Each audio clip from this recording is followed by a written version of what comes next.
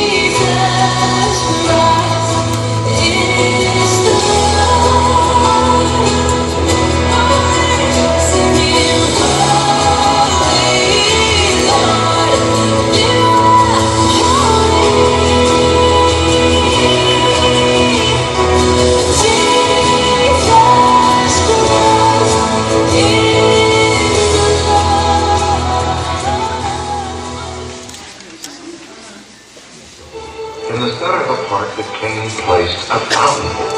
And up from the fountain bubbled beautiful water that was cool and sweet. But the king told his people, "You may drink from all the streams in the park, but you may not drink from this fountain.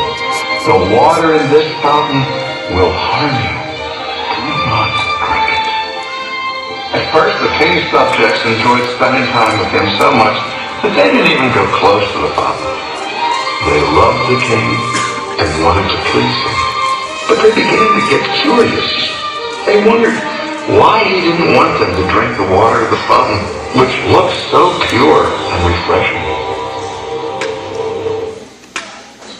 One day, a stranger in a long black cloak appeared in the park. People didn't know it, but the stranger was the king's arch enemy. He told the people that the water in the fountain wasn't bad at all. He said that if they would try it, the water would do wonderful things for them. It would make them as great as the king himself. By now, the people were very curious about the water.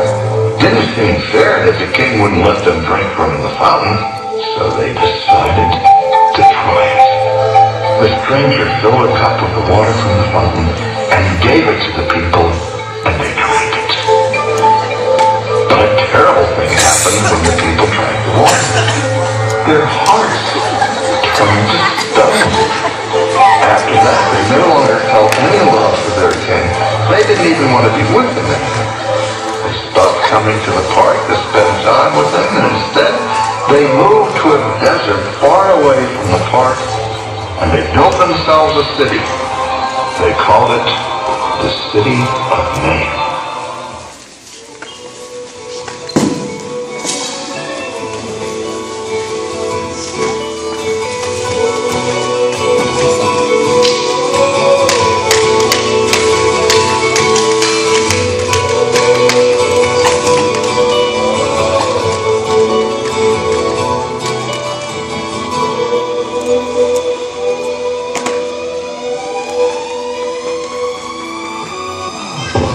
Waking up, the action does. I wipe my brow and I sweat my rust. Breathing in the chemicals. I'm breaking in, checking out, then checking out on the prison bus. This is it, the apocalypse. Whoa, I'm waking up.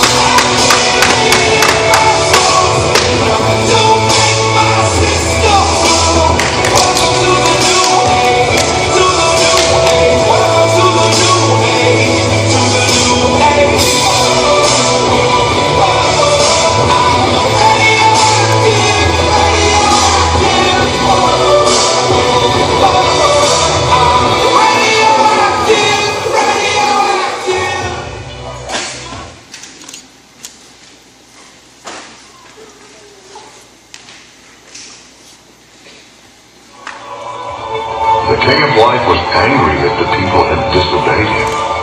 He knew that because of the people's terrible violation of his command, he would be justified in destroying their city.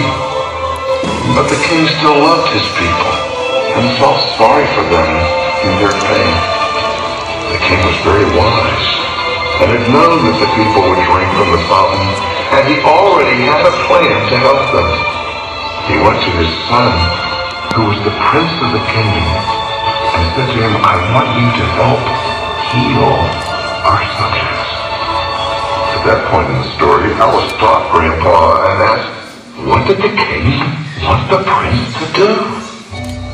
Oh, it was an awful task, Grandpa said. The king gave the prince a golden cup and told him to go to the city of Man. There in the central plaza of the city, the prince would find another fountain. But this fountain was not filled with sweet water. It was filled with terrible poison. And the poison was made up of the king's anger over the people's disobedience. One drop of the poison would kill a strong man. The king told the prince to use the golden cup to drink a whole cupful of the poison from the fountain.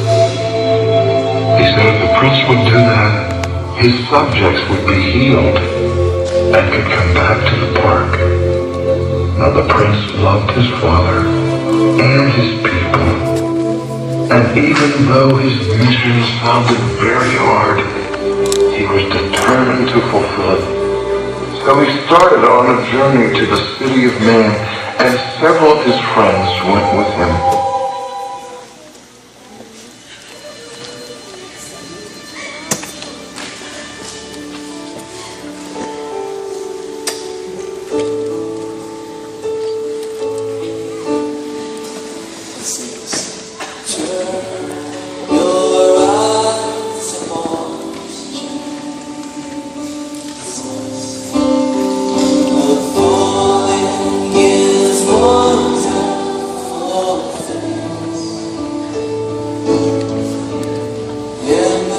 Peace.